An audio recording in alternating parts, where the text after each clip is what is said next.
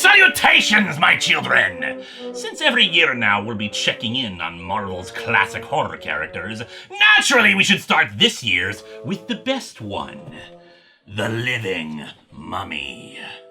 We last left off with Encanto, the resistance fighter turned deadly mummy, being brought into outer space. And this is why the Living Mummy is the best one.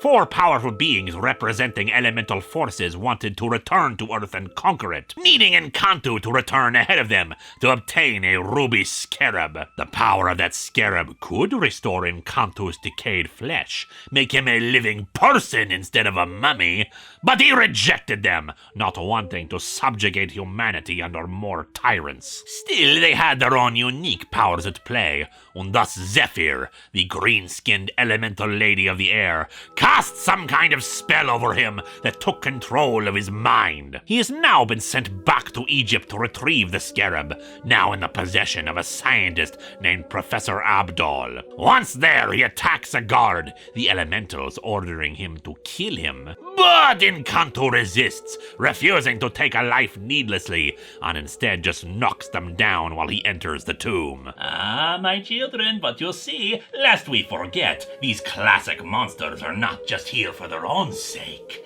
They too are a part of the Marvel Universe.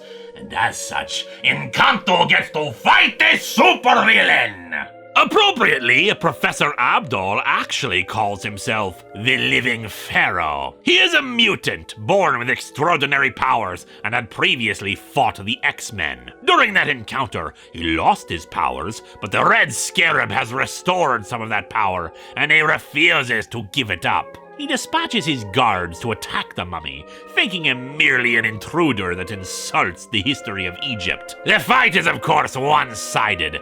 They are equipped with things like guns and swords and spears, while he has the mystical strength of a mummy. They learn far too late that he is not wearing a mere disguise as he goes through them. Observing this, Abdol drops the mummy into a pit and fills it with water. The mummy is too heavy to swim, soon at the bottom of the ocean. Still, his mind survives enough for him to need oxygen, so he quickly manages to smash the walls of the room, emptying out the water and allowing him to confront Abdol. The Living Pharaoh has more tricks up his sleeves. A mystical relic that burns Encanto's very soul, clouds his thoughts. However, in the struggle, he is able to reach the Red Scarab and throw it at Abdol, causing him to drop the scarab, where another figure soon grabs it. Abdol tries to use his other powers to subdue Encanto, but without the scarab, his powers are greatly diminished. Distracted by the thief,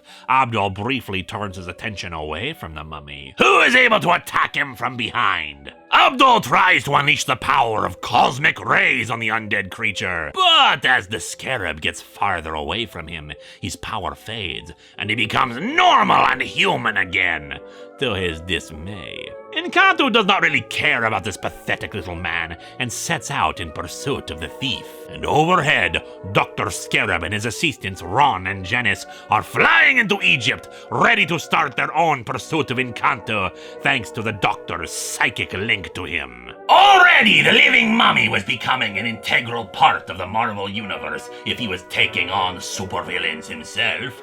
Now give me a movie adaptation of Encanto, eh?